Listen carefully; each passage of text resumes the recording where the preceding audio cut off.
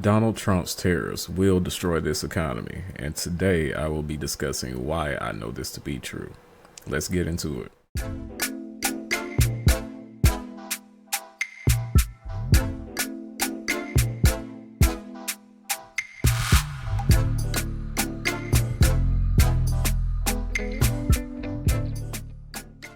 Okay, like I said before, we will be discussing this tariff situation with Donald Trump. He plans to implement a 25% tariff for Mexico, China, and Canada. And from what I've read and collected through different sources of information, it looks to me that implementing a tariff across our three biggest trading partners will cause a very big problem for our country.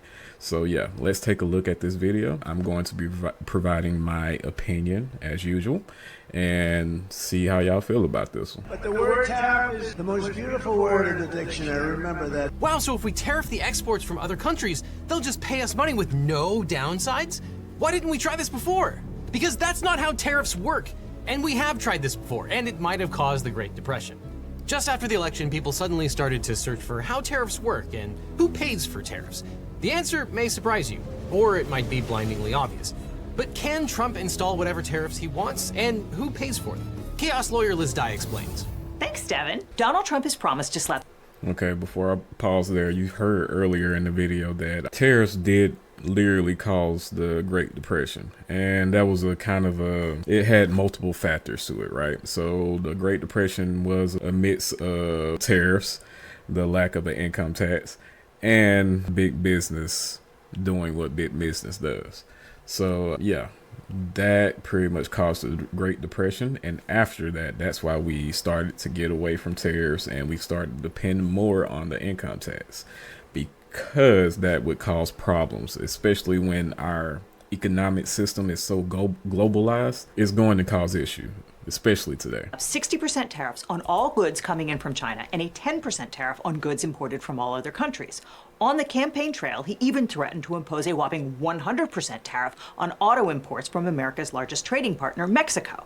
Before we talk about if he can legally do that or if it's a good idea, let's define our terms. The Center-Right Tax Foundation defines tariffs as taxes imposed by one country on goods imported from another country. Tariffs are effectively a tax on consumer goods paid by you and me and every other person who wants to buy stuff. So say that a Chinese manufacturer agrees to sell Nike a pair of shoes for $20. A 60% tariff means that the importer, that is Nike, pays $12 to the US government when those sneakers are offloaded from a cargo ship docked in Long Beach, California. Trump insists that the Chinese manufacturer is the one who ultimately pays for that tariff, and that this will swell the US government coffers with no impact on the American consumer whatsoever. But that's just wrong. The Chinese manufacturer is never going to eat the $12 tariff, and Nike doesn't want to reduce its net profit. So the end result is that the $12 tariff gets passed on to the American consumer at the point of sale, raising the wholesale price of that pair of sneakers by $12. Yeah, Okay, and just to stop right there, just to add on to that, because that's just a very basic version of what tariffs do. If you want to get to the nitty gritty of everything and understand like the complete aspect of everything that's going on, she's forgetting a couple things. I think he might go into it, but you know, these companies are companies, so they have employees that they have to pay for, they have overhead that they have to account for and stuff like that. So that 12 extra dollars is not going to be just $12. It might go up to $20 depending on if you get your shoe from Foot Locker, Foot Action, or anything, any place like that. So yeah, just because it's a 25% tax doesn't mean that you're just going to pay 25% more. It might go up higher than that depending on the company that's importing the product. I can interject for a second. The problem is actually worse. You think, okay, a 60% tariff, so the consumer just ends up paying $12 more. Not great, but not terrible. But no, because sellers operate by gross margin. So if Nike imports a shoe for $20, they need to make a profit. But they aren't selling directly to the consumer. They need to sell the shoe to the retailer. And transport, advertising, and overhead is expensive. And doubling the manufacturing cost before selling it at wholesale would be totally normal. So let's say they sell it to Foot Locker for $40. But Foot Locker has to pay staff and operating costs in all their stores, which is expensive. So Foot Locker roughly doubles the wholesale cost of it again and ultimately sells the shoe to a consumer for $80. But that's in a tariffless world. A 60% tariff makes it $32 at import instead of $20, and $64 at wholesale, and then $128 at retail, assuming the same margins. So a $12 increase in tariffs on the cost of goods could easily result in a 48. Now I want y'all to pay very close attention to this graph right here. This is with tariffs, a 60% tariff. You get what I'm saying? So this is, you want to talk about inflation and paying more for things, but Donald Trump is talking about putting tariffs on our three biggest trading partners. And not just shoes, but we get our fruit from Mexico. We get our wood and all types of construction materials from Canada. And we get essentially everything from China, you know, when it comes to, you know, the low cost essentials. Like if you want to get a plain white tee for cheap, you get it from China. If you want, everybody that's ordering stuff from Shein, it's going to cost more. You get what I'm saying? So this is going to be a big problem for everybody. So I just want everybody to be clear that just because Trump says that a tariff is going to make another country pay for the extra tax that's on it, that's not exactly true. And it's never been that way historically. $8 increase in the final sales price that consumers pay. This is a simplification. In the real world, it would depend on the pricing power, and some of the costs would be shared between the parties, but you get the idea of how a small increase in cost of goods result in a much larger downstream cost to consumers. Plus, the domestic manufacturers don't just sit back while their foreign competitors raise their price. Why would they turn down free money when the consumer doesn't have any choice but to pay more? They raise their price to match or just undercut the foreign competition. Oh, and the cherry on top is that our foreign trading partners don't just sit back and take it either. They issue retaliatory tariffs against American exports, making them less competitive abroad. Okay, and what he's saying here is that when American-based companies see these other companies increasing their price, they're not going to sit back and just, you know, not increase their price. They're going to try to grab some of that free money that's essentially there because Americans are having to pay more money for these other shoes, so why not increase my shoe to match that price? You get what I'm saying? And not only that, but other countries will also retaliate with their own tariffs, which is one reason why Harley Davidson had to relocate to Thailand. You get what I'm saying? So this is going to cause a huge problem when it comes to the majority of products that we import, when it comes to fruit, produce, shoes, like he just said, car products, car parts, anything that you can think of that may have originated overseas. Most likely 9 times out of 10, it originated from one of these countries. And which means that you're going to be paying more under the Trump administration. So people buy fewer American goods. And none of those taxes nor the original tariffs actually go to American companies. I don't know why people think this is boring. In 1930, the Republican-controlled House of Representatives, in an effort to alleviate the effects of the, anyone? The Great Depression, raised tariffs. Did it work? Anyone? If tariffs just make everything more expensive, why would we even want them? Well, in the early days of the Republic, we funded the government with tariffs on imports along with excise taxes on sinful products like alcohol and tobacco, which worked out more or less okay for about 100 years, especially for wealthy industrialists or the so-called robber barons who paid basically nothing to Uncle Sam. But in 1893, wheat prices crashed and an overexpansion of silver mines and railroads led to an economic bubble that burst. And even though the Great Depression hadn't happened yet, the Panic of 1893 ushered in the greatest depression that the country had ever seen, with unemployment rocketing to almost 20%. Imports dried up overnight, and no one had any money for alcohol and tobacco, which meant that the government had to go find some other source of funding. And that's how we wound up with a federal income tax instead of a pure consumption tax. In 1913, Congress ratified the 16th Amendment, which states the Congress shall have power to lay and collect taxes on incomes from whatever source derived. The U.S. government finally had a stable funding mechanism that wasn't directly tethered to the extreme ups and downs of the economy, and it was more fair. Because if you think about it, you only need one toothbrush, and Bill Gates only needs one toothbrush. But if the tax on a toothbrush is, say, 12 cents, well, that's a lot bigger share of your paycheck than it is of Bill Gates. But Trump believes in cutting taxes on corporations and wealthy individuals, essentially returning us to the pre-16th Amendment days. In fact, the massive tax cut he rammed through during his first term is about to expire. Spoiler alert, it did not increase government revenues as promised. And now...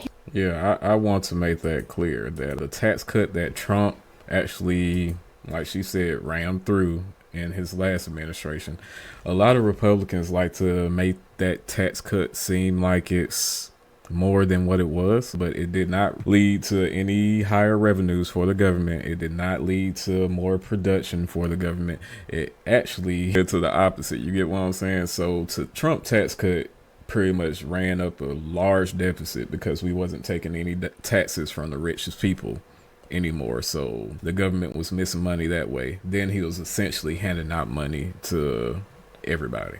So, I mean, when you want to talk about inflation and the economy the way it is today, people are forgetting the context and how we ended up to this point. You get what I'm saying? How we got to this point. So it's rough trying to listen to some of these Republicans try to pull some mental gymnastics to try and defend something like the Trump's tax cuts or the Trump tariffs or any of that mess.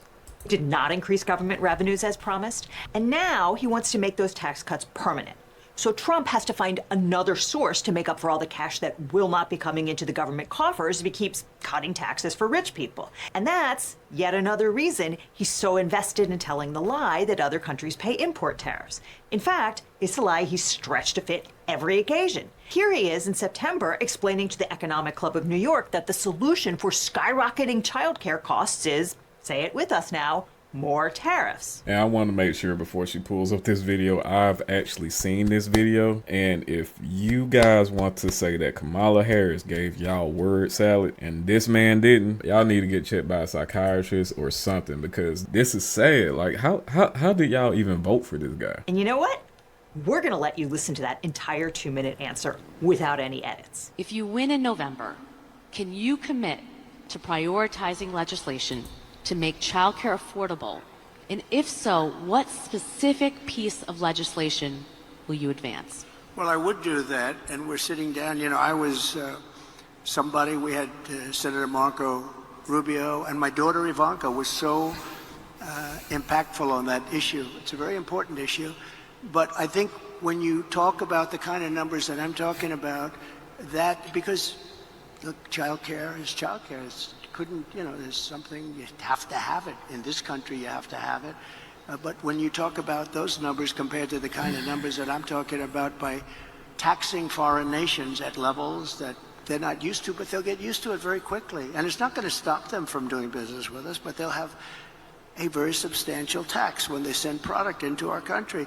Those numbers are so much bigger than any numbers that we're talking about, including childcare, that it's going to take care. We're going to have, I look forward to having no deficits within a fairly short period of time, coupled with the reductions that I told you about on waste and fraud and all of the other things that are going on in our country, because I have to stay with childcare. I want to stay with childcare, but those numbers are small relative to the kind of economic numbers that I'm talking about, including growth, but growth also headed up by what the plan is that I just told you about. We're going to be taking in trillions of dollars, and as much as child care is talked about as being expensive, it's relatively speaking not very expensive compared to the kind of numbers we'll be taking in. We're going to make this into an incredible country that can afford to take care of its people, and then we'll worry about the rest of the world. Let's help other people. But we're going to take care of our country first. This is about America first. It's about make America great again. We have to do it because right now we're a failing nation. So we'll take care of it. Thank you. No, sorry. How did y'all vote this guy into the White House? Y'all just let this man get up on the stage and basically say, the question was about childcare, in case y'all forgot. The question was about childcare. And he pretty much said that I'm going to fix the deficit, I'm going to cut it. And he has no history of cutting anything when it comes to the deficit. Y'all just let this man get up here and just give y'all talking points. I'm America first, make America great again, and not even answer the question. But he's our next president of the United States, and he's going to implement these tariffs that he can't even answer a question about. You get what I'm saying?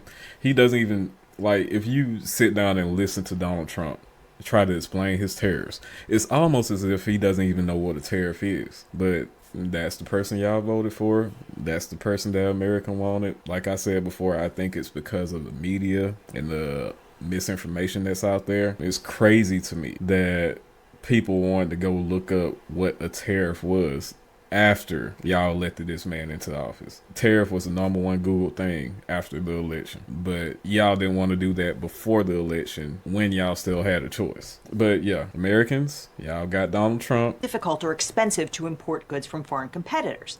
That idea is formally known as trade protectionism. That is, protecting local industries by making it more difficult or expensive to import goods from foreign competitors. That was the rationale behind the infamous Smoot-Hawley Tariff Act of 1930, named for Republican Senators Reed Smoot and Willis Hawley, and signed into law by Republican President Herbert Hoover, despite a petition from more than 1,000 economists warning him that it would blow up the U.S. economy. Anyone? Anyone?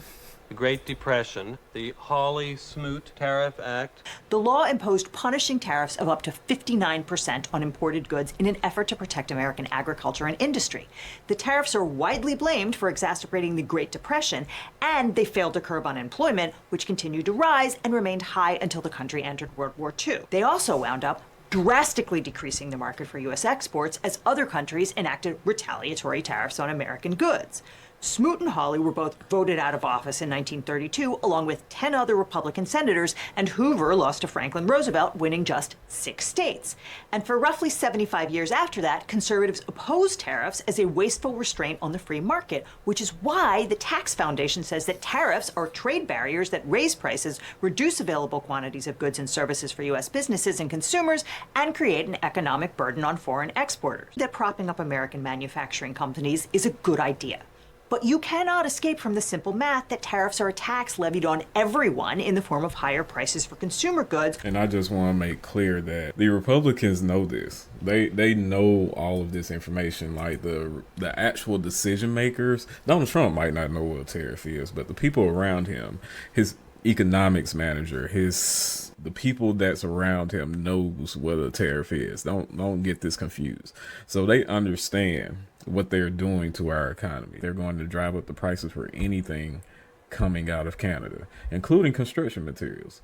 So when these things start to happen, I don't want y'all to say that, oh, I didn't vote for this. Yes, you did. Trump said well into his campaign that he was going to implement tariffs. He said all throughout his campaign, tariff, tariff, tariff, tariff. He thinks tariff is the most beautiful word in the dictionary. He is going to show y'all that. He is going to show y'all that. And when the price of Jordans goes up to $200, when the price of the iPhone goes up $200, when the price of thing like produce, lumber, don't try to build a house. Not during the Trump administration. Lumber is going to go up 25%. You get what I'm saying? So, and you know, that percentage matters a lot when you're buying a lot of lumber for a house. So yeah, I mean, do what y'all can with that. Do what you will. But from what I understand, Donald Trump is a very dangerous person. He's talking about pushing dangerous policies. He's talking about pushing Project 2025 with the people around him. It's all types of people connected to that project around him. You get what I'm saying? He's putting these people in power. You get what I'm saying? So y'all are missing what's going on, and I hope it's not too late when the shit actually hits the fan. You get what I'm saying? But I digress. It is what it is. Y'all voted this man in office. We about to get these tariffs. We about to get a price increase on literally every imported thing that we get. Don't order from Shein. It's going to cost more. I mean, yeah, it's cheap, but it's not finna be cheap for long. So get what you can before Trump put these tariffs in place. You get what I'm saying? For the purpose of ensuring that domestic industries won't have to compete head-to-head with foreign manufacturers, which is why Trump simply lies and says that it's a tax on foreign companies. Because if he said, under my plan, every non-food item at Target and Walmart is going to double in price, no one would vote for him. And okay, every country has tariffs. In fact, the U.S. has an incredibly complicated tariff system laid out in thousands of pages known as the Harmonized Tariff Schedule. How complicated? Well, here's an opinion letter from U.S. Customs and Border Protection to a costume company called Morph Suits, informing it that its Snake Eyes Ninja costume set should be classified as festive, carnival, or other entertainment articles, including magic tricks and practical joke articles, with 0 import duty. But the company's Captain Walker D. Plank set should be treated as other garments knitted or crocheted of man-made fibers, men or boys, with an import tariff of 14.9%. This distinction derives from a 2003 case called Ruby's Costume Company v. United States that differentiated between flimsy, non-durable garments that are essentially toys and well-made items that are functionally clothing. Like I said, complicated. But complicated isn't necessarily bad. Some problems just are complicated, and promising that you can simply wave a magic wand and fix those problems with one weird, simple economic trick it's a lie. Article 1, Section 8 of the Constitution says that Congress shall have the power to lay and collect taxes, duties, imposts, and excises, which certainly makes it sound like Congress has the power to impose tariffs. But over the years, Congress has delegated a lot of that power to the executive branch. Specifically, Section 232 of the Trade Expansion Act of 1962 grants the president authority to enact tariffs on essential imports relevant to national security. Section 232 was intended to give the president a tool to protect industries essential to fighting the Cold War. So yeah, this is an old rule that was put in place where Congress gave the executive branch the power to tariff anything that may be seen as a national security risk, such as Chinese microchips. Chinese microchips may be a national security risk because China is interested in hacking into our networks here in America, and those microchips may have some type of software on it that may give China up or, a foot forward when it comes to things like that. So Biden doing something like tariffing Chinese microchips would be something beneficial because it's actually planned out and smart, and it's only one product. And we're interested in making microchips here in America ourselves. You get what I'm saying? But Trump putting a 25% tariff on things like avocados or any other types of produce coming out of Mexico is not going to help anybody here in America. It's not going to help national security. It's not going to do any of that. It's literally just going to increase prices for American citizens. That's all. And it's going to give Mexico an excuse to put tariffs on us. It's going to give China an excuse to put tariffs on us. And for the first time ever, it's going to give Canada an excuse to put tariffs on us.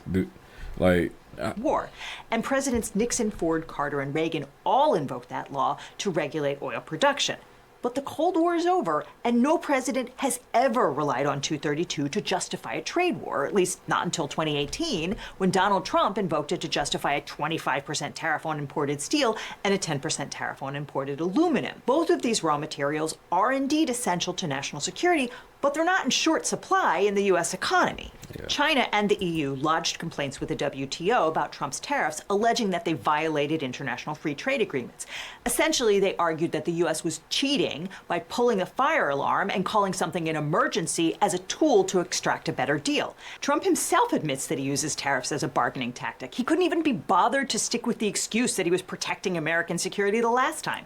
At various points, he admitted that his levies against China were in retaliation for Chinese theft of American intellectual property. And when Canada protested the tariffs on steel, he responded that they were punishment for Canada's 270% tariffs on American dairy exports. For the record, Canada does not impose a 270% tariff on American dairy products. That's what y'all letting this man lie to y'all live in 4K, and y'all just eat this stuff up.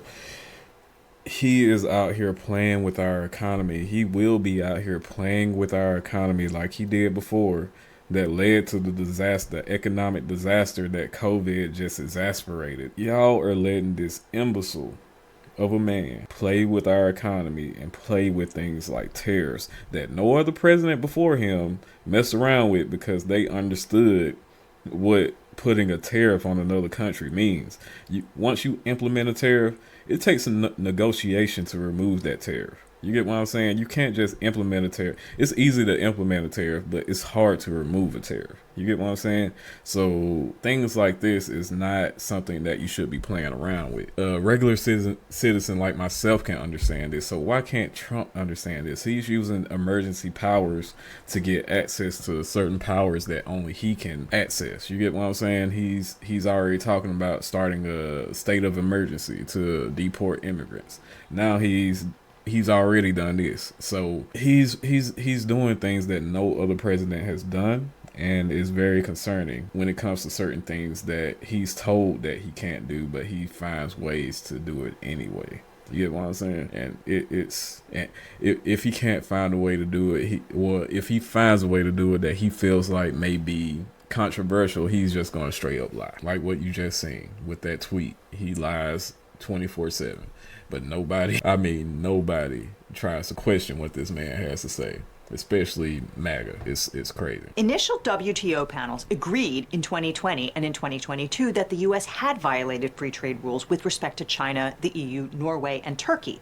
But the U.S. blocked the appointment of judges to the WTO appellate panel, kneecapping the institution and preventing it from reaching a final resolution on any trade dispute. And by the by, President Biden continued to block those judges, meaning that the WTO will remain functionally toothless for another 4 years. But what does a Section 232 trade war look like for normal Americans? Well, the last time around, Trump's Commerce Secretary Wilbur Ross, a billionaire steel magnate, went on CNBC holding up a beer and a can of soup he claimed to have just picked up at the 7-Eleven to assure Americans that they'd never even noticed the tariffs. In the can of Campbell's soup, there's about 2.6 cents, 2.6 pennies worth of steel. So if that goes up by 25%, that's about 0.6 of 1 cent on the price of a can of Campbell's soup. So who in the world is going to be too bothered by 0.6 of a cent? Somehow, Republicans in Congress were not convinced by Wilbur Ross cosplaying as Joe Sixpack, and they begged Trump to call it off. Canada immediately announced that it would enact dollar-for-dollar reciprocal tariffs on American exports of whiskey, orange juice, and other food products. Prime Minister Justin Trudeau called the tariffs an affront to the long-standing security partnership between Canada and the United States, and in particular, an affront to the thousands of Canadians who have fought and died alongside their American brothers in arms. Okay. Yeah, like, come on now, y'all. Trump really thinks that putting a tariff on the country as a way of punishing the country is going to help Americans. Even after that same country, like China, Mexico, and Canada, some of the biggest countries we actually export to also, they're not going to put tariffs on us also. Like, they're going to respond with tariffs, which is going to kill American business. Like, if an American business exports out to another country, if an American business has grown enough to where they can, ship some things out to another country, it's going to hurt them because the people that they're selling that stuff to is going to have to pay more for it. You get what I'm saying? And they're not going to be able to control it at all. They're not, because that other country is going to have tariffs imposed on America, on the U.S. You get what I'm saying? So this is all just a mess, and it needs to be looked at in a critical way, because y'all done put this man in the office and he's going to start pushing and pulling levers that he has no knowledge about, but he is going to play around with it until it breaks. So yeah, I'm gonna wrap this video up. Thank y'all for watching. Please don't forget to subscribe, like, share my stuff. I'm going to constantly put out videos like this. I don't care if y'all don't like it or not. I'm still going to do it. And yeah, tune in to the next one.